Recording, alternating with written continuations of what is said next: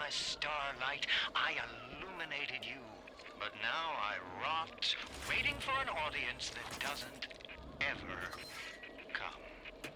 I'm writing something for you, Andrew Ryan. It's a requiem.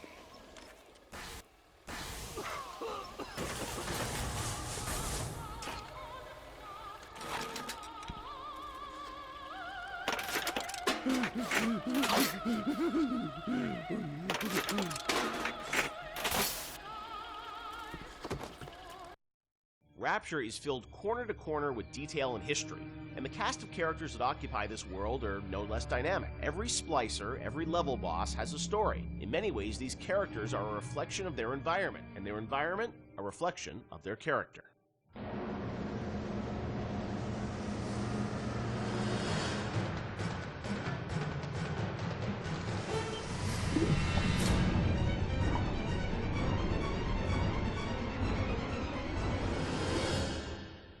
Let's talk about some of the characters in BioShock. There's so many that fans love, and there are many Wikia pages about them. You know, one thing that I think a lot of fans may not realize is you were telling stories with these characters, a decade ago. And technology today, as we saw in, a game like Infinite, you can do amazing things with facial expressions and storytelling. Conveying that emotion that you did 10 years ago with limited technology was challenging. How hard was it back in the day to sort of, convey story in engine?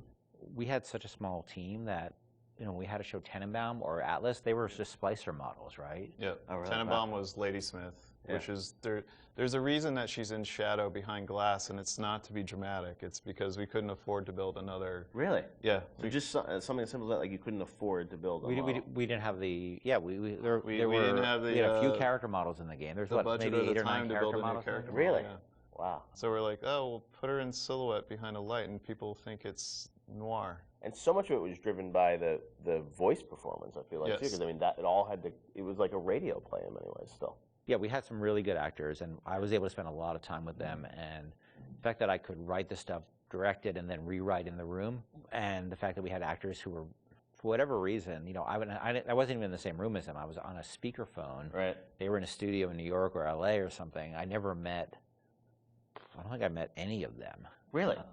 None of the actors in BioShock you ever met in person when you were making the game?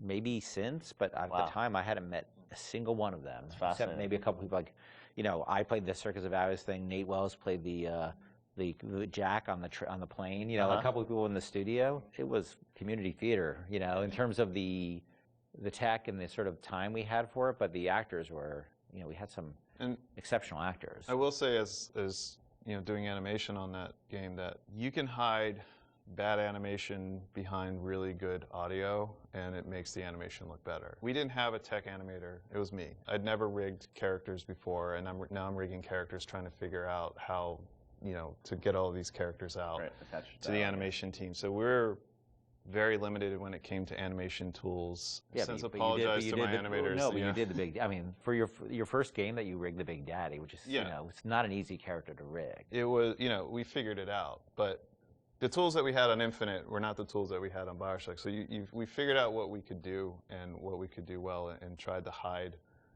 kind of, put into the darkness the things that we knew we couldn't do very well. And having voice actors of that caliber that can bring those characters to life, you tend to fill in the blanks. So tell me, friend, which one of the bitches sent you? The KGB wolf or the CIA jackal? Here's the news. Rapture isn't some sunken ship for you to plunder. And Andrew Ryan isn't a giddy socialite who can be strapped around by government muscle.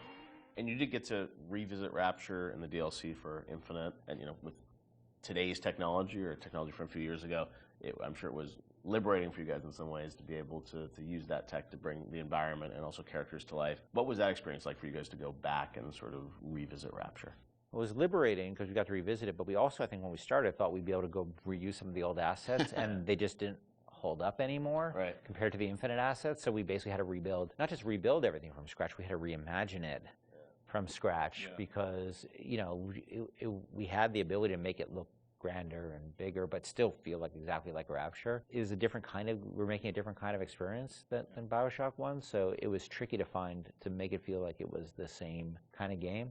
because it wasn't, the first one was sort of an action game, the second one was really a stealth game. The Barrel at Sea Part 2 was really a stealth game, and you're really telling the story of Elizabeth throughout those things. Yeah. So it was a different lens, but it was also cool because it allowed me to make the whole story about Elizabeth, to have her be central to the franchise from the very beginning. And she was always, she became the heart of it to me. And to have her, it was really exciting for me to make her, her heroism be something that set the events of BioShock into motion, which eventually, saves all the little sisters. That was really gratifying, a nice way to tie the whole thing up for me. And you probably didn't have that idea 10 years ago, right? You had to retrofit it all. I had no idea. He has a letter that he's addressed to himself that's 10 years old. Yeah. I don't know. I mean, for me, it was a nice way for me to say goodbye to BioShock and BioShock Infinite, because those two worlds together. You don't realize, or I don't think the audience realizes how much time you spend with these characters, trying to get them out and polished and into the world. And it was a good opportunity, I think, as a game developer to kind of have that little coda at the end where you're like, okay, I get to, now I'm ready to move on to the next thing. I've had a nice, break. Like, let's seal this off, and now I'm on to the next thing. And it was like 12 years of our lives, too. Between the very beginning of it, and it was a long time. Well, I mean, so my daughter, who is 16 now, I did a lot of filming of her when she was 6 as a little sister. Oh, wow. And this was not mocap, it was just running around the office. And I'm like trying to be like, now trip over the thing and pretend you die. Or like, trying to not traumatize a 6-year-old. Yeah, pretend you're drinking something, and and I never showed her the actual game until much later. But she, on BSI, I put her in a mocap suit and actually used her for the little sister in Paris that's running after the balloon. So that was kind of, for me, like a nice way to connect it all together. Were there any characters on the original game that you found hardest to write? I mean, you mentioned recasting Atlas, things like that, but was there a character that was the most challenging for you, Ken?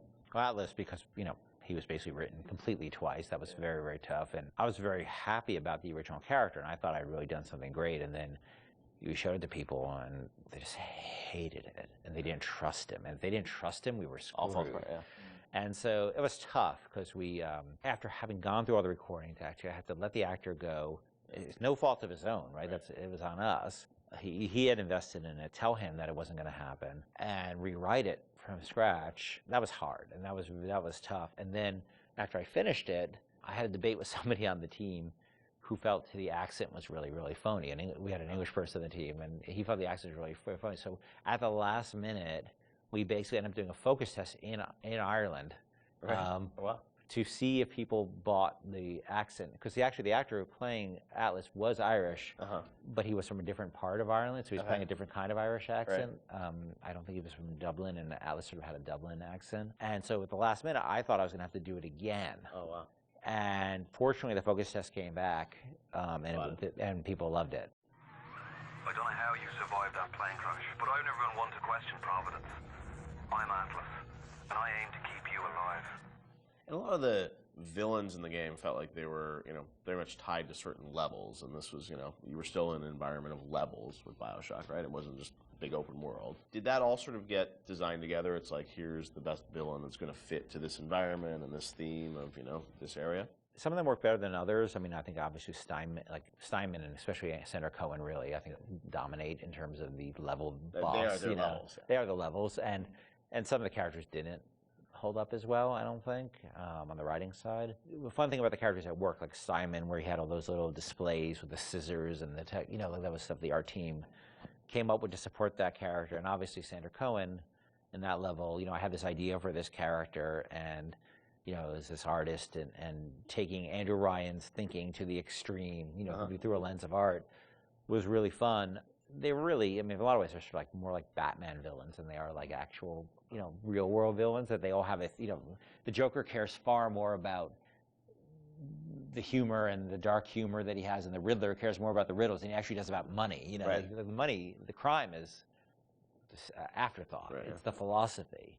And so these characters have a lot in common with, and there's probably a lot of inspiration taken from sort of characters like the Joker in terms of a guy like any of the characters in BioShock, because they were really driven by their ideology, but their ideology is a mask for their sense of selves, right? You know, this stuff is really Cohen knows he's a hack, and he doesn't want to, he can't admit that to himself, so he has to wrap himself in all this nonsense, because the last thing he could ever do is look in the mirror and say, I'm not much of an artist. No need to thank me for jamming the transmissions of those boors, Atlas and Ryan. Let them have their squabble. The artist, yes, the artist knows there is richer earth to till.